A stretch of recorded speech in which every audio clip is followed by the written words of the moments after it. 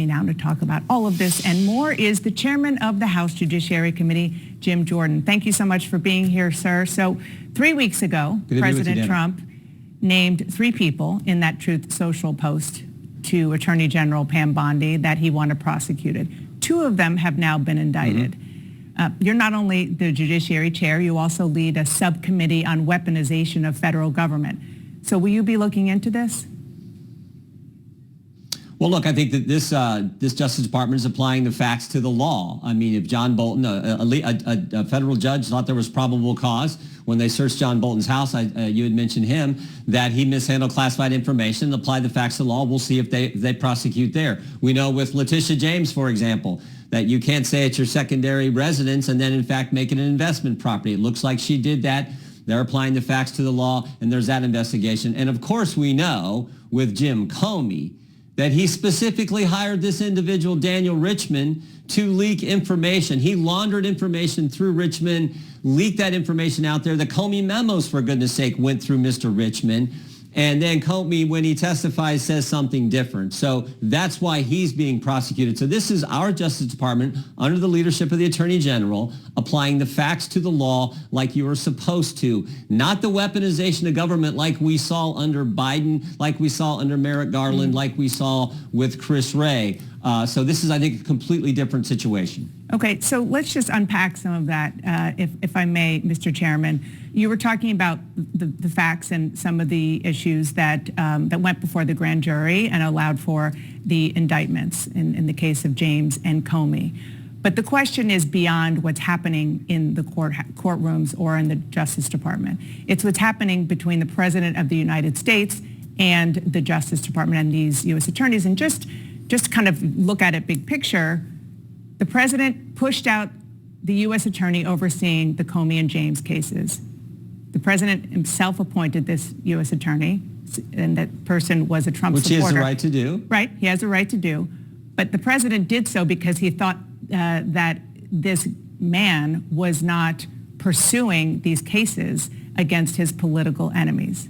So my question is, given the fact that the President has been so public about his desire for the prosecution of these people who he says are his political enemies, how is that just following the law inside the Justice Department? Isn't this the political weaponization that you talk about?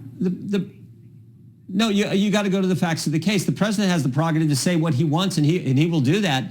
No one's ever doubted that the President will say what's on his mind and frankly do what he told the American voters he was going to do. So that's one thing. But this is about applying the facts to the law, and that's exactly what's taking place in this Justice Department. You cannot argue with the fact Jim Comey said one thing to under oath in front of the United States Congress. That's what he's being charged for: false statements to the Congress, 18 U.S.C. 1001. You cannot argue that he did that, particularly when you know the facts from the Inspector General with this individual, Daniel Richman, so do you believe that the Justice Department hired to launder information to folks like you in the press? Do you believe that the Justice Department is acting independently from the President?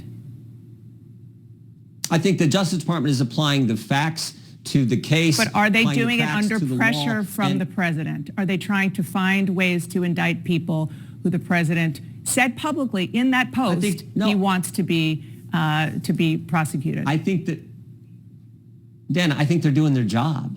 I think they are doing their job. I mean, I know the kind of information they're giving to Congress, information we did not get under the previous FBI director or from the previous attorney general. Information we had looked at this issue. The FBI and the Richmond field office did this memorandum on Catholics, saying if you're a pro-life Catholic, you're somehow an extremist. We got like a handful of documents from Chris Wray, even though we asked for everything. Should they be doing their job under pressure from the President? They are doing their job. So you're saying you're comfortable with that? They are doing their job. But you're comfortable with them doing this? Applying the facts to the law. I'm looking at each individual case, enforcing the law and applying the facts to that. And that's what I think is going on. I'll add one more application in the 3 examples that you raised. Forgive me. I'll ask one more application to that. Applying the facts, applying the law, fine. How about applying pressure from the White House? You're comfortable with that, given the fact that you were very upset about what you called weaponization so much that you have a whole new subcommittee on it?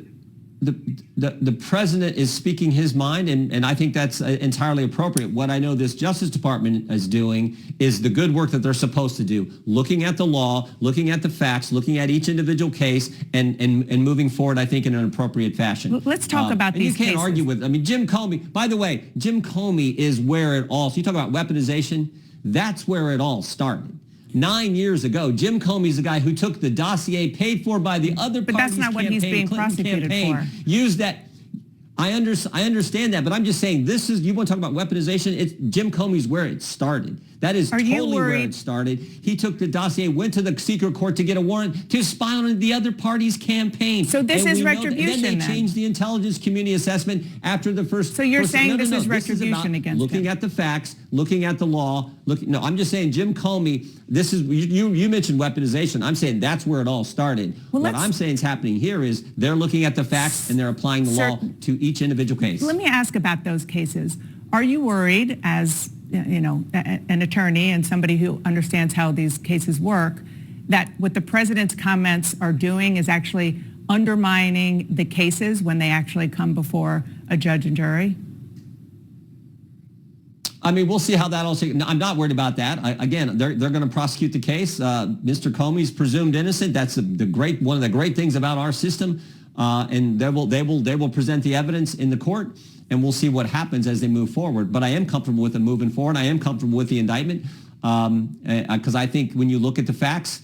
And you're comfortable with the president's role as well? This is warranted. Just to button that, you're comfortable with the president's role? I'm very comfortable with this president. You talk about we're celebrating today what's happening in the Middle East. What he's done for I'm not these talking about families that. I'm talking about in this issue. I'm so comfortable with the president. I'm comfortable with the president and how he's handled his entire responsibilities with this issue, with foreign policy, with the border, with tax policy, you name it. I want to ask you about a flood of videos that we're all seeing on social media showing immigration officers across the U.S. using pretty aggressive tactics. There was one from Friday showing agents pinning a Chicago TV station employee to the ground. She was later released without charges. Another shows ICE agents shooting an unarmed pastor in the head with pepper balls. There were countless more showing agents tackling people, pulling them from cars, shoving journalists, detaining U.S. citizens, questioning their citizenship. Do you have any concerns as you see all this about how ICE and other immigration agencies are conducting themselves? Look, I don't know the specifics of those examples you gave. What I do know is these ICE agents are under tremendous pressure. Many times you talked about, some people have raised a concern about them wearing masks and different things. Many times the Antifa people who are protesting against them in these, in Chicago, in these ICE-free zones, according to the mayor of Chicago. I think they're functioning and working under extreme pressure. I think they're doing a good job by and large. I don't know the specifics of the examples you just cited. Are you going to look into it? We're going to look into the whole situation where you have these mayors who are are you going to look into the way that ICE sanctuary cities, ICE-free zones, where they're being harassed by Antifa protesters who are wearing masks and doing all kinds of things, where I think threatening the. So you'll only look into that facilities. side and not to make sure that federal law enforcement, federal. I'm not familiar with the three. I think you gave three examples. Well, those were just some. Three, but there are lots of them. Okay, well, we're the Judiciary Committee. We have oversight over immigration policy. We'll look into all this. But I think the ICE agents are doing the Lord's work. They're doing what the president promised the American people he was going to do when he ran for the job and was elected in a big way. So I think they're doing their duty. What's interesting is the pushback they're getting in these sanctuary jurisdictions and these ICE-free zones, where many times they're coming to, they've sent a detainer to the facility and they will release the person to the streets, the bad guy to the streets, and won't work with ICE at all. Mr. Chairman, that is a big problem, something we are definitely concerned about. Mr. Chairman, we're almost out of time. I do want to ask you about the Trump administration started to lay off about 4,000 federal workers on Friday night. Your fellow Republican, Lisa Murkowski, said that this is something that will, quote, hurt hardworking Americans who have dedicated their lives to public service and jeopardize agency missions once we finally reopen the government. Why is the president firing people who have no say in this shutdown? Dana, the easiest way to remedy this is for Chuck Schumer to open up the government. I mean, we should just be clear. The real debate here is the one Chuck Schumer's having, but this is a decision by the administration. 6 months ago, he voted for it. Now he won't. This would be so simple. You wouldn't even have to deal with this question if Chuck Schumer would just do what he did 6 months ago. But instead, he's hanging around waiting for Saturday. I'd be interested if Chuck Schumer's actually going to show up at this No Kings, anti-Trump, crazy left-wing rally that's going to happen in D.C. So I think they're waiting for that because so you're okay with using the firings as a now tactic? Controls the party. You're comfortable with using the firing of federal workers as a tactic to try to well, the administration, we got a $37 trillion debt, and we got Chuck Schumer who won't open the government. What are they supposed to do? So that's the tough situation right now. Thank goodness the president's stepping up and saying, we're going to help our troops. I mean, Chuck Schumer says every day gets better for them, thinking totally politically. Well, it's not getting better for the men and women who wear the uniform, and President Trump understands that. It'd be nice if Chuck Schumer and the Democrats understood that and vote for what they voted for just 6 months ago, for goodness sake. The House Judiciary Chair, Jim Jordan, thank you so much for being here this morning. I appreciate it. You bet, Dana. Thank you.